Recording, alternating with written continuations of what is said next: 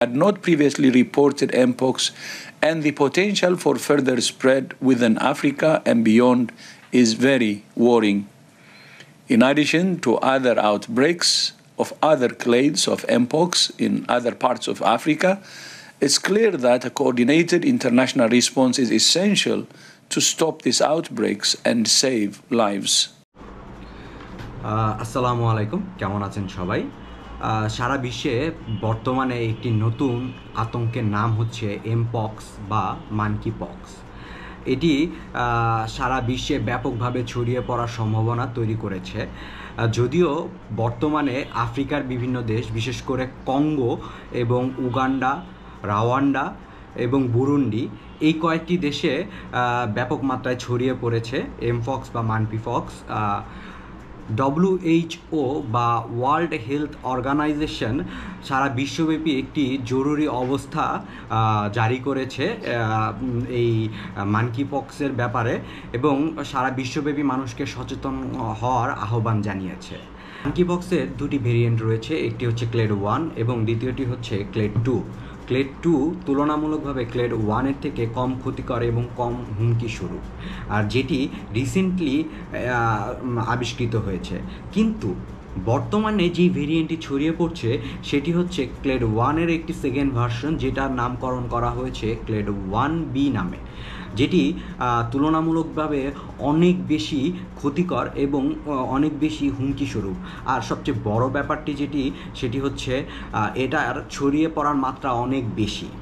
এটি খুব সহজেই মানুষ থেকে মানুষে ছড়িয়ে পড়তে পারে। এর ছড়িয়ে পড়ার মাধ্যমগুলো হচ্ছে স্কিন টু স্কিন এবং সেক্সের মাধ্যমে। এছাড়াও রোগীর ব্যবহৃত পোশাক অন্য কেউ পরিধান করলে এই ভাইরাসটি তার শরীরেও ছড়িয়ে পড়ার সম্ভাবনা রয়েছে। এ থেকে বোঝা যায় যে এই ভেরিয়েন্টটি ছড়িয়ে পড়ার মাত্রা খুবই বেশি এবং মাধ্যমগুলো খুবই সহজ। সেই জায়গা থেকে আমাদেরকে অবশ্যই সচেতন হতে হবে, কারণ রোগীর সংস্পর্শে যদি আমরা যাই, সেই ক্ষেত্রে আমাদের শরীরে বা যেই ব্যক্তি রোগীর সংস্পর্শে যাবে তার শরীরে এই ভাইরাসটি ছড়িয়ে পড়ার সম্ভাবনা অনেক বেশি। এই ভাইরাসটি মানব শরীরে আক্রান্তের যে প্রাথমিক সিমটমসগুলি সেগুলো হচ্ছে প্রচণ্ড জ্বর এবং প্রচণ্ড মাথা ব্যথা।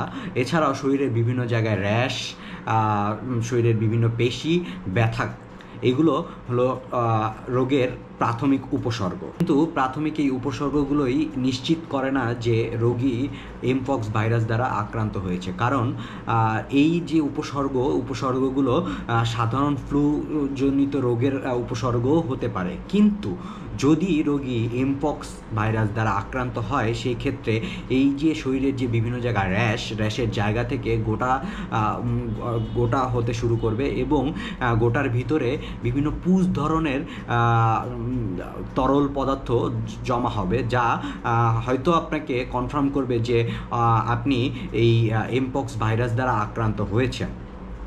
আর সবচেয়ে দুঃখজনক বিষয় হচ্ছে যে এই ভাইরাসটি শুধুমাত্র বর্তমানে আফ্রিকাতে সীমাবদ্ধ নয়, এটি কানাডা এবং এশিয়ার বিভিন্ন জায়গায় ছড়িয়ে পড়ার একটি প্রভাব রয়েছে।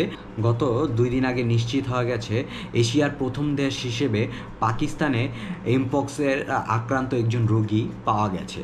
এটি আমাদের জন্য সত্যিই খুব হুমকিস্বরূপ। এছাড়াও গতকালকে আমি একটি নিউজ দেখেছি যেখানে বলা হচ্ছে যে বাংলাদেশেও এমপক্স আক্রান্তের একজন রোগী পাওয়া গেছে।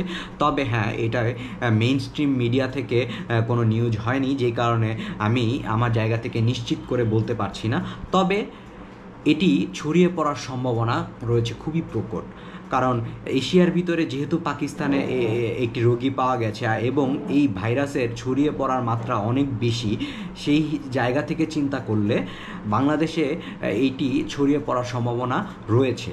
সেই জায়গা থেকে আমাদেরকে অবশ্যই সচেতন হতে হবে এবং কিছু জিনিস আমাদেরকে মাথায় রাখতে হবে। আমাদেরকে পরিষ্কার পরিচ্ছন্ন থাকতে হবে এবং যদি এর ভয়ঙ্কর জায়গার চিন্তা করি, সেটি প্রতি 100 জনে 4 জন আক্রান্ত রোগী, এমপক্স দ্বারা আক্রান্ত রোগী মৃত্যুবরণ করে। এর মৃত্যুর হার 4%। সারা বিশ্বব্যাপী এখন পর্যন্ত 18,700 আক্রান্ত রোগী পাওয়া গেছে, যার ভিতরে আপনার 541 জনের মতো মৃত্যুবরণ করেছে। সবচেয়ে ভয়ঙ্কর ব্যাপার হচ্ছে এমপক্স ভাইরাসের যে ভেরিয়েন্টটি ক্লেড 1B সারা বিশ্বব্যাপী ছড়িয়ে পড়ছে, এই ভেরিয়েন্টের কোনো নির্দিষ্ট ভ্যাকসিন বাজারে নেই।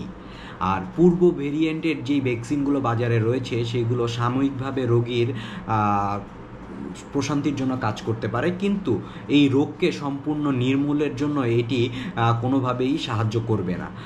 যার জন্য ওয়ার্ল্ড হেলথ অর্গানাইজেশন এবং সিডিসি সারা বিশ্বব্যাপী একটি জরুরি অবস্থা জারি করেছে এবং বিশ্বের বিভিন্ন যে বড় বড় ফার্মাসিউটিক্যালস আছে তাদেরকে আহ্বান করা হয়েছে যাতে এই ব্যাপারে অতি দ্রুত কোনো পদক্ষেপ নিয়ে থাকে।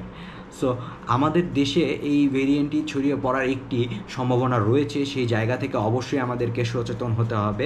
মনে রাখতে হবে এই আমাদের যে সিমটমসগুলো আমরা যে বললাম, এইগুলো দেখলে অতি দ্রুত নিকটস্থ চিকিৎসালয়ে যোগাযোগ করতে হবে এবং এই যে ছড়িয়ে পড়ার মাধ্যমগুলো এগুলো থেকে সচেতন হতে হবে।